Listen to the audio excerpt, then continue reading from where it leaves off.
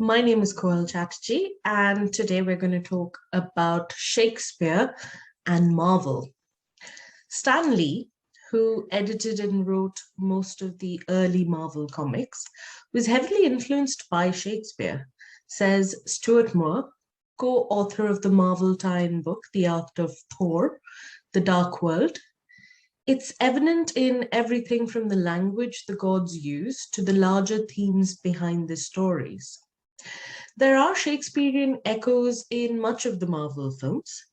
Kenneth Branagh's direction of the Thor films have a Shakespearean undertone to them. And Ian McKellen and Patrick Stewart as Magneto and Professor Charles Xavier in the X-Men series naturally bring the weight of their experiences as Shakespearean actors to their roles in the popular superhero franchise. Not to mention Iron Man's ironic Shakespeare in the Park reference in the Avengers Assemble. There is more academic interest in the Marvel Shakespeare crossover now as well, as evidenced in the work of scholars such as Ronan Hatfull and the seminar titled Marvellous Shakespeare, brilliant title, led by Jessica McCall at the Shakespeare Association of America conference in 2021.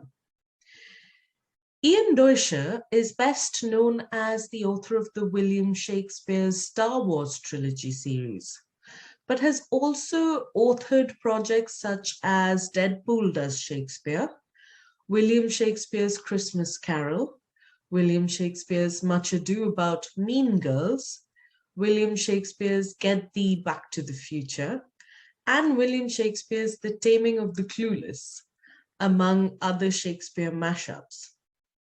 So, when I came across his William Shakespeare's Avengers, the complete works, I had to have a conversation with him about it.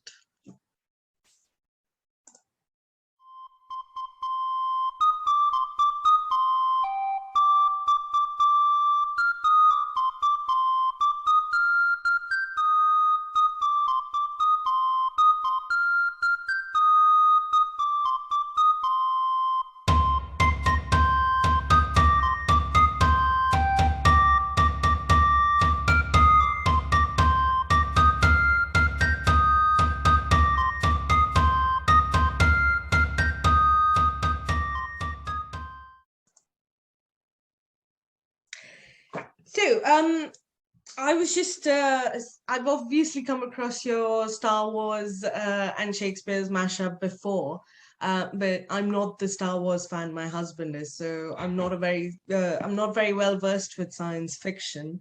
Um, but this was amazing. I love Marvel, so this was absolutely amazing. So, would you mind telling me how this came about? Sure.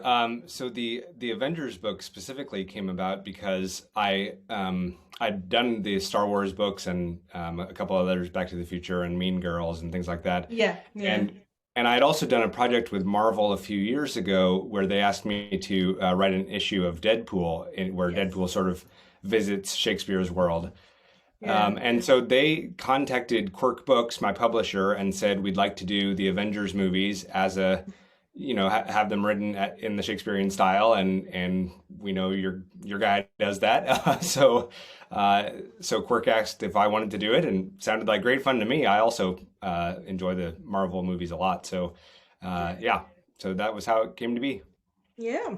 Um, so I was looking at I've gone through it once and I was just looking at the language a little more. You've got a speech quirk for each of the characters, I think, so, or most of the characters. Like I think Natasha Romanoff has a reference to blackness or darkness in quite a few of her lines, and Vision references Shakespeare quite a bit. Did you think out each quirk of the character beforehand then? I would say I sort of did it as new characters were introduced, right? So in the first Avengers movies, you've got a handful of them, but then as the movies go on, you're adding more and more Avengers, and so I sort of planned them out as each character appeared. Okay. that was, I think, as a geek myself, and because I teach language and Shakespeare myself, it was quite interesting for me to see those references and see that each character had a quirk to its character. Tell me a little more about that, because I did, while I was researching for this interview, I came across the Deadpool comic as well, because I hadn't seen that one before. Tell me a little bit about that project. How did that come about?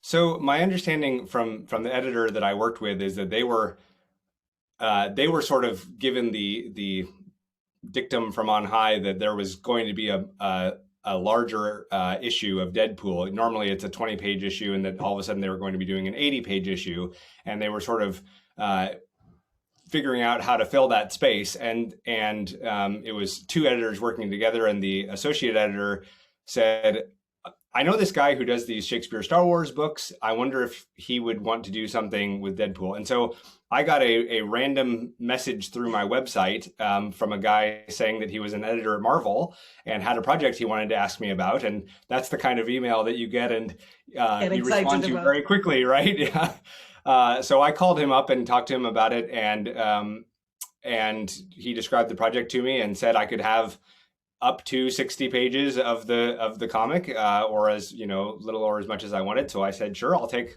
all 60. And it was fun on a couple of different levels. First of all, I'd never done a comic book before, and you're not only writing what's on the page, but you're also suggesting what's going to be shown in the images.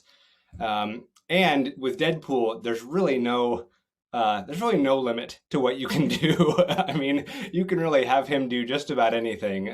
So that was great fun. I would send in an act at a time. It's sort of split into 5 acts, and would send an act in at a time, and would wonder, like, are they going to tell me I can't do this? And they would write back and say, looks great. Okay. So it was really fun.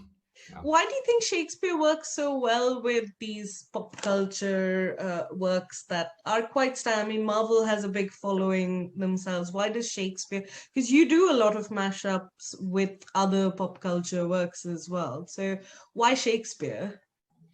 I think it's a couple of different things. I mean, first of all, Shakespeare's popular. Shakespeare is still so very popular, right? I don't think this would work if I was trying to do it with Chaucer or something like that. And second of all, I think it's that fun thing of getting to see like how some of our favorite lines and our favorite scenes and favorite moments appear in what we think of as this older format, and it sort of lends itself to fun moments, where you can just be sort of making fun of the way things are said, and then third, I think just about any story that is well told will work in a Shakespearean context, because I mean that's what Shakespeare was doing, was just writing good stories. And now it sort of seems silly to like, oh, writing the Avengers in Shakespeare's style, right? But I think if Shakespeare were alive today, it's just the kind of thing he'd be writing, because he was writing the popular entertainment of his time. So I think it works. So going back to that, then you do use the iambic pentameter. Do you find that works with a lot of audiences? Do you find that audiences find that difficult, perhaps? Because, I mean, as a literature student, I'm familiar with the iambic pentameter, but I wonder what your experience is with other audiences, more popular audiences. I think the meter doesn't trip people up so much because the vocabulary is not as hard as Shakespeare is. So if you just read it and don't worry too much about the meter, then I think it's not too much of an issue. I would say actually where it sometimes becomes a hindrance is sometimes are particular lines that I'm sort of translating into iambic pentameter that might lose some of their punch from the original movie when they are taken into a context where you have to worry about the syllable pattern and that sort of thing. So that's and then sometimes it's the other way around. Sometimes you really end up with fun results.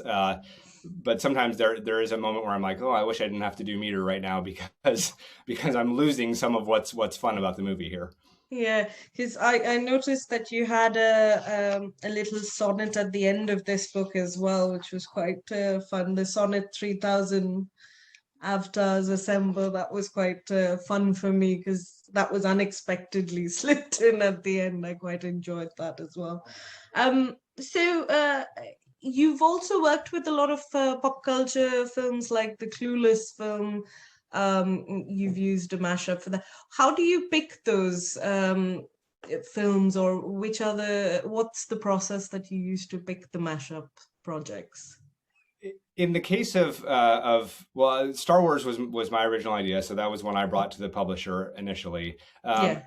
Back to the Future was one that I had sort of thought about doing for a while. It's one I grew up with, and so thought would be fun to do. Mean Girls and Clueless were both ideas that the publisher brought to me and said, "Hey, would you want to try these?" And both of those are movies that I knew and enjoyed, and so I was happy to do those as well.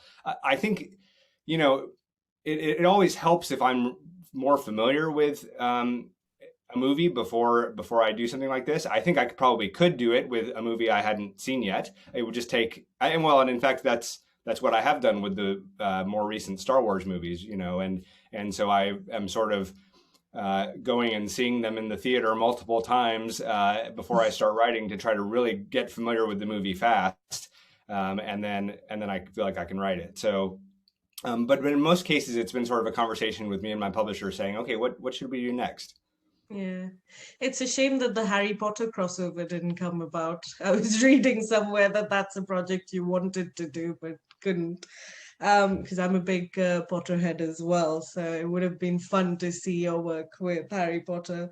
Um, uh, you've also started the Shakespeare 2020 project. Do you think that people gain anything from reading Shakespeare? Because there was a lot of Shakespeare during this lockdown in the UK. There was a lot of Shakespeare elsewhere in the world as well. So I wonder why you decided to start the Shakespeare 2020 project.